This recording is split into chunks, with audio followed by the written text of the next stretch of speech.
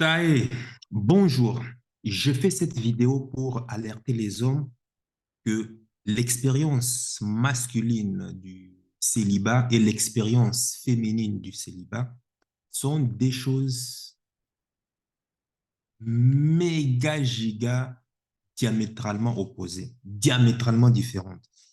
Ne pas avoir accès aux relations amoureuses est purement quelque chose masculin. 99,9% des femmes peuvent facilement trouver un partenaire pour églinguer leur bassin ou obtenir facilement de l'attention de la part d'hommes. Mais avant d'aller plus loin, je tiens à t'annoncer une très bonne nouvelle. Depuis que cette chaîne existe, enfin, je n'en parle pas souvent, mais j'ai été victime de pas mal d'attaques, des attaques vraiment très, très violentes, hein. Enfin, je le comprends. Bon, moi, je ne suis pas youtubeur et je ne l'ai jamais été et je ne pense pas que je le serai un jour. Je suis juste ce qu'on appelle un créateur de contenu. Mais depuis que cette chaîne existe, j'ai connu plein d'attaques. J'en parle rarement hein, parce que je ne suis pas du genre à pouvoir me plaindre des coups durs de la vie. Donc, si tu suis plus ou moins la chronologie des vidéos postées sur cette chaîne, tu vas te rendre compte que je ne poste plus de vidéos sur la thématique relation hommes et femmes parce que simplement, 7 vidéos ont été censurées et 4 ont été restreintes, donc visibles qu'en Belgique, mais nulle part ailleurs. En France et tous les pays du reste du monde, nul. Ce n'est que visible qu'en Belgique. Raison, ben, on m'informe que mes vidéos ont été signalées par les utilisateurs de la plateforme. Pourquoi? Pour qui? Enfin, par qui? Pour quel motif? Comment? Quel est... Bref, jusqu'à présent, pas de réponse. Donc, du coup, je me dis que, bon, je vais temporiser avec la thématique relations hommes et femmes et je vais attaquer à fond la géopolitique. Et là encore, ah, je me fais avoir. Shadowban, la vidéo interview de Poutine par Tucker Carlson est supprimée sans motif manu militari. Depuis lors, silence radio. Bon, je me dis que, bah, écoute, c'est une chaîne qui a même pas 1 000 abonnés et je suis déjà en train de subir cela. Hein? Une chaîne aussi insignifiante comme celle-ci, pourquoi reçoit-elle autant de signalements? Bon, je peux comprendre que mon opinion dérange, mais mon but n'est pas de faire mal ou de blesser quoi que ce soit. Mon but est d'éveiller les consciences. Mon but est de stimuler l'esprit critique de tout un chacun. Raison pour laquelle j'ai toujours généralement précisé sur cette chaîne de ne jamais prendre comptant tout ce que je dédie. Hein? Je t'exhorte toujours, je t'invite toujours à faire tes propres recherches et de venir apporter toujours ta pierre à l'édifice. Pourquoi? Parce que c'est comme ça que tu vas nous permettre de pouvoir nous édifier. Et c'est ça que je veux sur cette chaîne. Des gens avec un esprit critique et non jamais, je dis bien et jamais de tomber dans le dogme. Et je veux que des gens avec des esprits critiques viennent interagir dans le respect mutuel de tout un chacun. Mais au lieu de ça, YouTube a shadowban ma chaîne.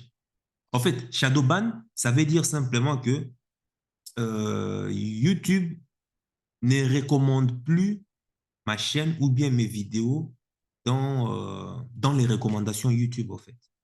Donc, quand je sors une vidéo, bah, elle n'est plus simplement recommandée.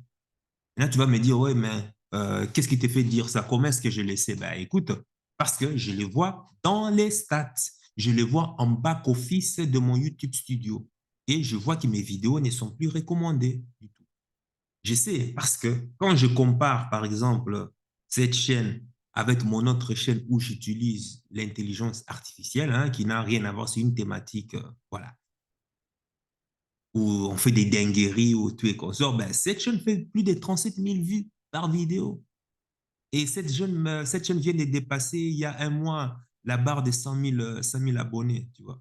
Donc, quand je me mets à comparer cette chaîne avec mon autre chaîne, eh ben, écoute, mes vidéos sont complètement invisibilisées, quoi.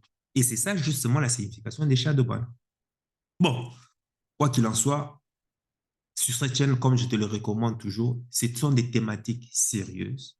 On n'est pas là pour pouvoir attendre quoi que ce soit des qui ou je ne sais quelle autre opportunité. Non, ici, on est là pour s'informer et s'informer.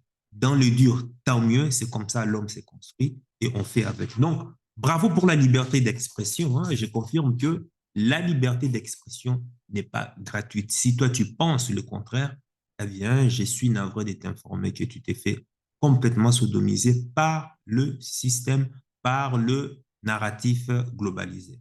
Donc, si tu tombes pour la première fois, sache qu'ici, on parle des thématiques business, relations hommes et femmes, comme c'est le cas pour cette vidéo. On parle aussi des géopolitiques. Bref, on parle en fait des thématiques qui vont simplement te permettre de pouvoir faire des choix judicieux dans ta vie, dans le but de pouvoir simplement réussir ta vie. C'est tout. Le but de cette chaîne est de simplement de t'édifier sur certains domaines de la vie, pour moi, que je considère très importants, qui vont simplement te permettre de faire des choix et des choix qui te permettent de réussir ta vie. Et quand on sait que la vie, tout est une question de choix. Tu fais des bons choix, eh ben, tu verras, tu auras des résultats faramineux, tu auras des résultats euh, stratosphériques, quoi. Et tu fais des mauvais choix, eh ben, tu n'auras que des larmes sur tes yeux. Mais bon, même si tu as des larmes sur tes yeux, ce n'est pas grave. Ça fait partie de la vie. La vie est une leçon. On apprend et puis, ben voilà, on reprend la route. C'est comme ça. C'est comme ça la vie. Donc, voilà. C'est pour cela, ben voilà, je t'invite à pouvoir, comme ce sont des thématiques sérieuses et forcément qui ne plaît pas justement au narratif global, au narratif général, eh ben, je te conseille aussi de pouvoir faire, d'apporter aussi ta pierre, d'apporter aussi ta contribution simple. Un petit cœur, un petit like, des commentaires pour pouvoir nous aider à nous améliorer et aussi un partage avec les personnes qui adorent ces thématiques ou bien des personnes même qui n'en ont pas conscience. Voilà. Je disais que si tu rencontres une fille, disons qu'elle s'appelle Lindsay, ben, tu verras que l'INSEE s'est plaint souvent d'être célibataire depuis plus d'un an et tu te dis, oh merde, la pauvre, elle ne trouve pas personne. L'INSEE te dit qu'elle est seule, hein, les hommes ne veulent pas d'elle et de ton point de vue masculin, tu penses que personne ne lui donne d'attention. Mais ça, mon vieux, ça, mon ami, sache que c'est une grave erreur que beaucoup d'hommes commettent. Parce que justement, ce que les hommes font, c'est justement, c'est projeter, enfin, c'est projeter leur réalité masculine sur la réalité féminine de l'INSEE. Et pire encore, si c'est une femme éduquée en Occident, ça, il ne faut pas la faire. Bon, c'est vrai que dans les pays traditionnels, ça pourrait se comprendre parce qu'il y a justement l'effet de l'étiquette sociale qui peut restreindre l'abomination de certaines femmes à se laisser aller dans euh, se laisser aller euh, euh, dans cette facilité de pudeur. Mais en Occident, beaucoup d'hommes font cette erreur. Ils projettent leur réalité masculine sur la réalité féminine. Le fait est que la plupart des hommes, pour la plupart des hommes, le fait d'être célibataire, le fait d'être seul, en fait, d'être célibataire. Donc, il faut comprendre, c'est ne pas avoir accès au sexe, c'est ne recevoir aucune attention de la part des femmes. C'est prendre des râteaux. C'est ça, c'est ça qui veut dire être célibataire. C'est prendre des râteaux à chaque rendez-vous. Ne pas avoir accès au sexe, comme je l'ai dit. Et tu as aussi le fait la fameuse phrase hein, que tout homme normalement constitué a déjà entendu au moins une fois dans sa vie. Enfin, si tu t'intéresses aux femmes, c'est le fameux ben, je préfère qu'on reste amis. Qui ne l'a pas encore attendu? Écoute, ne fais pas semblant quand même. Come on. Tu vois qu'il y a il y a des égoïstes. Enfin, les hommes ont quand même des égos là, mais ayons un peu l'humilité de comprendre que toute personne, tout homme normalement constitué qui s'intéresse aux femmes a déjà au moins entendu ça. Même moi-même, des milliers de fois. Parce que j'aime tellement les femmes que, ben voilà, à chaque fois que tu vas les aborder, forcément, sur 100%, donc tu t'en prends plein de râteaux. Donc, ça fait partie de la vie. C'est comme ça. On apprend et on évolue. Tu vois, donc, pour un homme moyen, qui ne fait pas d'efforts pour s'améliorer, ses chances de recevoir des messages de la part d'une fille ou se faire approcher dans la rue sont de, je dirais, moins 100%. Je dis bien moins 100%. Tu sais, dans la vie, il y a ceux qui partent avec un avantage concurrentiel de 0%, d'autres 50%, d'autres 100%. Mais il y a aussi d'autres qui partent avec un désavantage concurrentiel à moins 100%. Et tu n'es même pas à 0%, mais moins 100%. Et il y en a d'autres qui vont avec moins 80, moins 50%. Et bien moi, je faisais partie de ces groupes. Donc, il fallait déjà travailler pour arriver à 0%. Et des 0%, maintenant, travailler pour commencer à monter les échelons. J'ai crapahuté les sentiers inhospitaliers de la vie pour cravacher sur moi, pour travailler sur ma spiritualité, travailler sur mon look, travailler sur mes compétences sociales avec les femmes, travailler sur mon statut social, travailler sur mon statut financier. Bref, travailler sur tous les plans de ma vie dans le but de simplement réussir ma vie.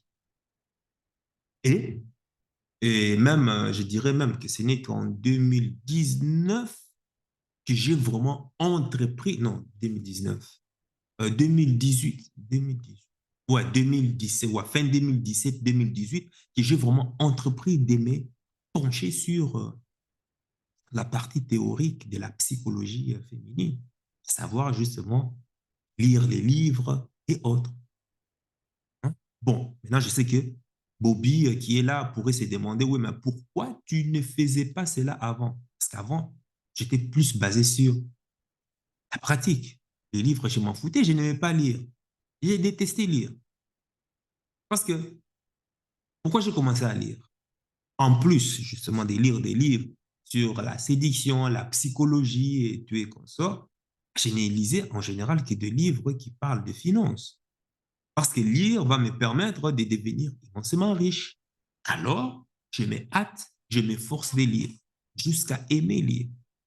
Parce que je sais que lire des livres va me permettre, par exemple, euh, d'être éduqué financièrement.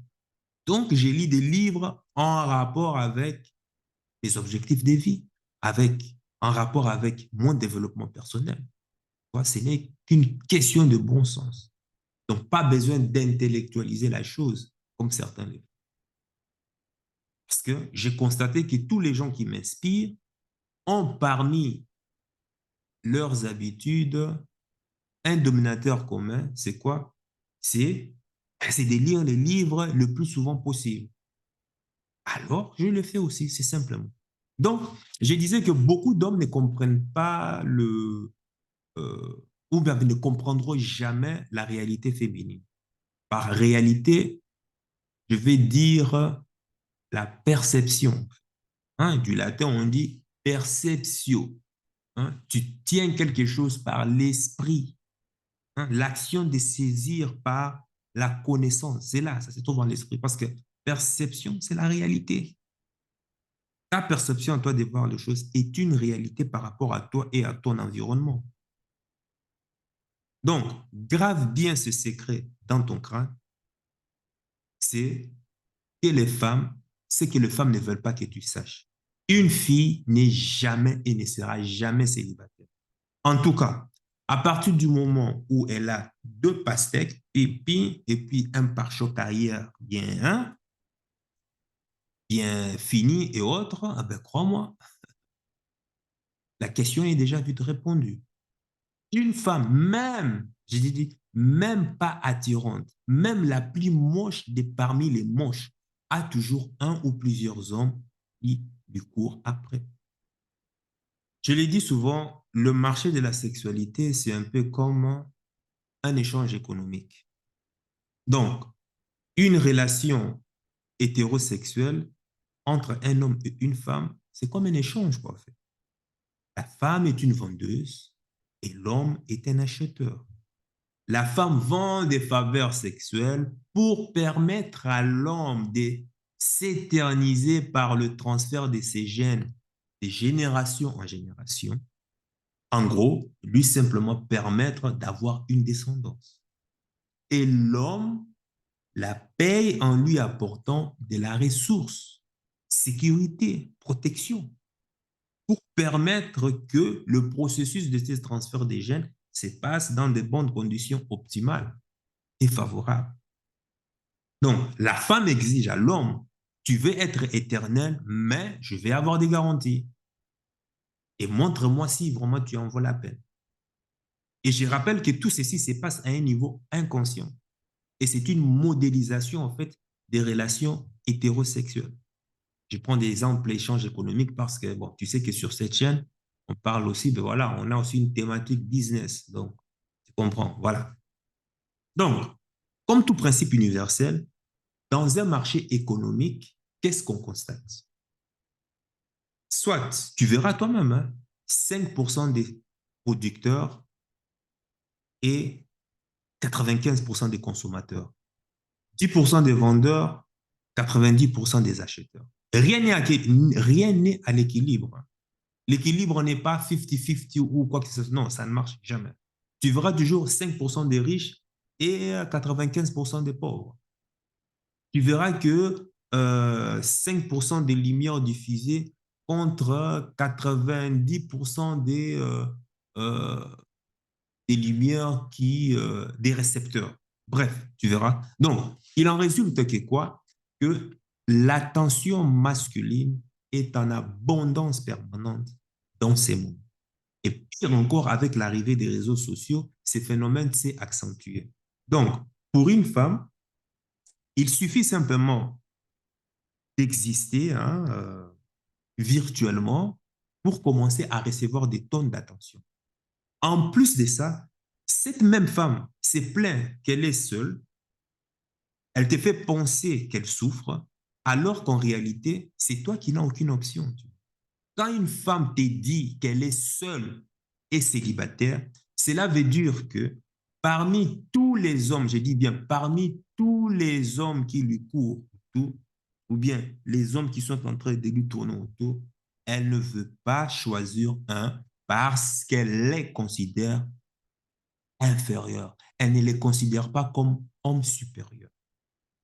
Donc, elle va, par contre, ce qu'elle va faire, c'est laisser les options ouvertes. C'est donner une chance de trouver mieux. Une femme a toujours, c'est une espèce d'arène avec tous les gentils garçons entassés comme des petites sardines, hein, prêts à tout pour pouvoir satisfaire ses moindres caprices. Donc, quand une femme se plaint que les hommes ne sont pas attirés par elle, cela veut dire simplement que tous les hommes supérieurs du top 20% de la hiérarchie sociale de son environnement, que ce soit virtuel ou réel en tout cas, ne veulent simplement pas se mettre en couple avec elle. Elle dit que les hommes ne s'intéressent pas à moi, mais elle oublie. Par contre, les week-ends passés, c'est un exemple, hein, le serveur de McDo qui lui a donné son numéro. C'est pas un homme, ça? Ah oui. Elle oublie par contre les 7 autres mecs qu'elle a rencontrés à l'apéro organisé par son employeur, par contre. Elle oublie par contre ses ex qui essayent sans cesse justement de la recontacter. Elle oublie de mentionner tous les hommes qu'elle a mis dans la cage ami, hein, amitié, parce qu'elle ne ressentait pas simplement des tensions sexuelles lors des échanges précédents avec eux. Et oui, pour la plupart des femmes, 90% des hommes sont invisibles. Donc, quand l'INSEE sait qu'elle peut avoir un homme supérieur, pour un coup d'un soir, hein, elle sait qu'elle peut avoir un homme supérieur. C'est simplement que cet homme lui réserve simplement un coup d'un soir, pas plus. Parce que cette catégorie d'hommes ne lui offrira jamais sa loyauté et son engagement en envie de créer un projet commun. C'est des... C'est de cela dont se plaignent les femmes. Parce que quand elles te disent souvent que les hommes ne veulent pas d'elles, c'est ça. Donc, il est crucial pour toi de comprendre ça, que tu saches décoder le langage subcommunicant de leur part. Grave bien ça dans ta tête. Je le redis encore. Quand une femme se plaint de toi, quand une femme, pardon, disons, on va dire ceci. Quand une femme te plaît, toi, il faut savoir que automatiquement, d'autres hommes sont en train de la convoiter, autant que toi. La réalité pour un homme, c'est de comprendre que nous, les hommes, sommes en permanence en compétition, comme on peut être aussi en permanence en association, en partenariat. C'est comme ça on est. La femme que tu désires, d'autres la veulent aussi. Le travail dont tu es en train de rêver, d'autres sont en train de rêver de ça et veulent être le seul candidat à être embauché, à décrocher ces jobs. L'argent que tu veux, eh bien, d'autres, c'est tu pour pouvoir l'avoir aussi. Et c'est donc les hommes, c'est-à-dire les hommes qui travaillent, et tu verras que ce sont des hommes qui travaillent très dur, et d'ailleurs même plus dur que toi, et même plus. Du coup, dans les relations hommes et femmes, la connerie que beaucoup d'hommes, enfin, j'ai constaté, ils sont en train de faire, c'est de baisser leurs standards, alors que la nature hypergame des femmes la pousse à vouloir toujours un homme de calibre supérieur. De nos jours, elles préfèrent même rester célibataires plutôt que de se mettre en couple avec un mec normal, car elles espèrent que le prince charmant, hein, tu vois, comme leur a fait miroiter euh, Hollywood, hein, le prince charmant imaginaire viendra les enlever à bord d'un étalon noir et qui prendra ses ailes et vont voyager au gré du vent dans un ciel arc-en-ciel. Bref, tu vois tous ces genres de trucs. Elles rêvent toutes de ça. Mais pour les hommes supérieurs, par contre, la dynamique est tout autre. Les femmes veulent obtenir leur loyauté, mais eux préfèrent juste s'amuser. Et vu que leur valeur est très élevée, les femmes acceptent cela. Les femmes acceptent d'être utilisées par les hommes supérieurs. Ce n'est pas grave parce que tu es un homme supérieur. Les femmes acceptent même la polygamie pour les hommes supérieurs. Les femmes acceptent de partager les hommes supérieurs avec d'autres femmes tant que celui-ci s'engage régulièrement, de temps en temps, de partager des moments de qualité, quality time, comme ils appellent, avec elles. Voilà pourquoi je ne cesse de te dire que, l'ami, il faut travailler sur toi. Il faut travailler sur toi. Tu ne te rends même pas compte de ce qu'il y a au-dessus, de ceux qui sont au-dessus de la pyramide. Tu seras étonné. Les règles sont différentes entre les hommes lambda et puis les hommes de calibre supérieur. La femme impose la fidélité à l'homme moyen, mais à l'homme qui est au-dessus de la pyramide, il peut la tromper, il peut coucher avec tout le monde. Pas de problème, hein? Pas de problème. À ça. Ils ont le feu vert. En tout cas, ces calibres d'hommes, en tout cas, la femme même le supplie même de venir, même si c'est une fois par mois, ce n'est pas grave, pendant l'hiver, dans le but de passer juste des moments agréables. Ça, elle lui pardonne. Elle peut aller avec les autres, elle peut faire tout ce qu'elle veut. Et l'homme peut faire tout ce qu'elle veut avec les autres, mais elle exige de cet homme, s'il te plaît, au moins une fois par mois, même si c'est une fois par semaine, viens aussi passer de temps en temps du temps avec. Je te laisse en paix avec les autres femmes. Fais tout ce que tu veux. Et si tu veux même, je peux même t'aider encore si tu as je sais pas moi, d'autres gibiers, des biches que tu es en train de courir, je peux même t'aider encore à les avoir. Mais une fois par semaine seulement. Come on, come on, come on. Je t'ai dit, c'est comme ça se passe. Les hommes qui sont au-dessus de la pyramide, c'est comme ça se passe. Mais jamais avec l'homme lambda. L'homme moyen, là, 80% des hommes qu'on voit tous les jours ici. Zéro. Il faut travailler sur toi. Il faut travailler sur toi. On n'est pas tous au même ego, hein. Il y a des hommes supérieurs, il y a des hommes moyens. Et les règles ne sont pas les mêmes. Et ça, c'est la loi de la nature. Je ne sais pas, je sais pas combien de millions d'années qui sont gravées dans le cerveau reptilien. Hein? Rien changé. Le cerveau reptilien, lui fonctionne toujours au mode de notre, à l'ère de l'homme de, l'homme ancien, il y a des milliers d'années. Pourquoi tout ça? Parce que la femme sait qu'elle ne pourra pas obtenir plus de la part de ces hommes, vu que leur valeur est élevée. Et le plus parano d'entre elles, qu'est-ce qu'elles font? Elles vont tout faire pour tomber enceinte de ces genres d'hommes, envie de conserver justement, tu te souviens de ce que je t'avais dit dans une vidéo précédente qui va apparaître ici. Elles tombent enceintes, envie de conserver ces gènes, les gènes issus du mâle dominant, afin d'élever un enfant coriace, un enfant fort, un enfant sain. Et souviens-toi, la stratégie de reproduction de la femme. Qu'est-ce que je disais? Fais une pause et puis dis-le-moi dans le commentaire. Quelle est la stratégie de reproduction de la femme? Très bien. Si tu as répondu, ben c'est bien. Ben, la stratégie de reproduction de la femme est double.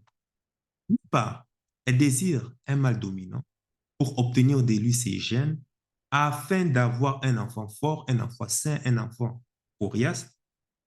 Et comme le mâle dominant, lui, ne lui accordera pas justement loyauté et engagement facilement à cause voilà, de toutes les options qu'il a et autres, la femme maintenant, soit elle cherchera à lui transformer en homme, euh,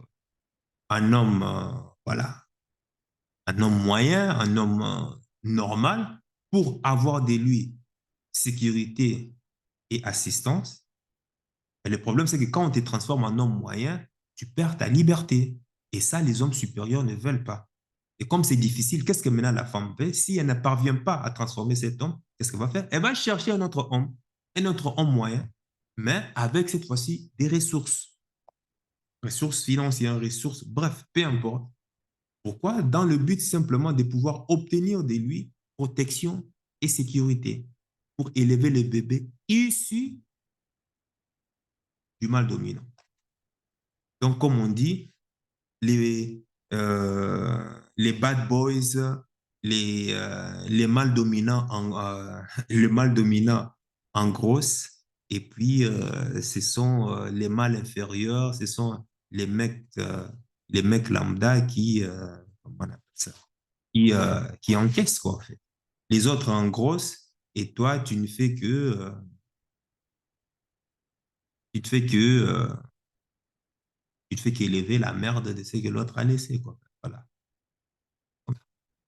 Et donc, dès que ces bébés, justement, atteignent l'âge de l'autonomie, qu'est-ce qui va se passer? Ben, la femme lui flanque un divorce en pleine figure. Et plus tard, retourner maintenant sur le marché du célibat, en espérant mettre la main sur soit le même mâle dominant ou bien trouver un autre mâle dominant. Maintenant, pour les hommes lambda, c'est l'opposé. Ils essaient de donner leur loyauté à une femme et la plupart des hommes ne sont pas célibataires par choix. Hein. Attention, non, non, non, non, ça passe pas comme ça. La plupart des hommes, ils sont très assoiffés, tout le temps tout le temps dans le besoin. Et dès qu'ils reçoivent un peu d'attention de la part des femmes, là, ils se mettent à baver comme des loups, comme des loups affamés. Ils mettent les femmes sur un piédestal et font tout pour elles. Même, c'est-à-dire, ils font tellement tout pour elles, mais l'attention de cette femme, les cadeaux dont elle est abreuvée, les restaurants qui sont payés à volonté, bref, tout ce qui est dépensé pour cette femme n'a aucune valeur à ses yeux. Une valeur, zéro. Certes, elle trouve cela mignon et gentil, mais cela ne crée pas d'attraction. Et quand une femme te dit mignon, gentil, ou des mots similaires ou des synonymes pareils, sache que tu es déjà en train d'atterrir dans la cage ami-ami. Il faut faire très attention. Cela veut dire simplement que si tu es en phase de séduction avec une fille, ben, tu n'as aucune chance de pouvoir conclure avec elle. Et je ne cesserai jamais de le dire aux hommes. Arrête. Arrête d'être gentil avec les femmes. Sois vrai. Simplement, sois vrai. Vrai, vrai. Un exemple bête, par exemple, c'est lorsque quelque chose ne te plaît pas, qu'est-ce que beaucoup d'hommes font? Pour ne pas vexer la femme, ils laissent cela passer. Quand quelque chose ne te plaît pas et que ça ne fait pas, ça ne rentre pas dans tes valeurs, catégorique, tu dis ça à la femme, catégorique, même si tu vas la perdre, il n'y a pas de problème, mais tu lui dis, ça ne te plaît pas. Par exemple, moi, c'est que moi, je déteste, c'est que tu sois belle ou pas. C'est un exemple. Que tu sois, mais un exemple vrai. Que tu sois belle ou je ne sais pas, la plus belle femme du monde. Mais quand je sens, toi, l'odeur de la cigarette, je pouvais être comme ça et après, repos total. Je déteste ça. Ah bon, que veux-tu? Et je fais comprendre à la fille, non, on ne sera jamais ensemble hein, si tu continues toujours à prendre cette fumée. Prends de la clope. Jamais on sera ensemble avec toi. Est-ce que ça marchait tout le temps? Non. J'en ai perdu. Personne comme ça.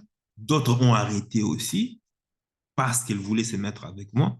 D'autres n'ont pas voulu parce elles avaient un ego surdimensionné. C'est tout à fait normal parce que, bon, avec toute l'attention des hommes, il n'y a pas de souci. Tu continues ton chemin, je prends mon chemin et puis voilà. Tu vois? Donc, je ne te demande pas d'être méchant, mais je te demande d'être vrai. Sois vrai. La première étape consiste à être vrai, c'est d'abord de couper le cordon ombilical qui te lie à ta maman. Mais pour ça, on verra cela dans une autre vidéo, si cette thématique justement te plaît bien. Voilà. Moi, je fais ma part et je veux aussi que tu apportes ta pierre à l'édifice. Et pour ça, je voudrais que tu me dises dans les commentaires quelle est cette chose magnifique que tu as fait à une fille et que tu t'attendais qu'elle sera par après ta femme pour la vie. Mais les circonstances ont tourné autre. Dis-le-moi cela dans les commentaires. Et puis, comme ça va nous permettre de nous édifier. Donc, voilà, sur ce, sache que ton cœur sait déjà ce que ton cerveau essaie de comprendre. Suis la voix de ton cœur. Il connaît déjà le chemin. Ciao, ciao.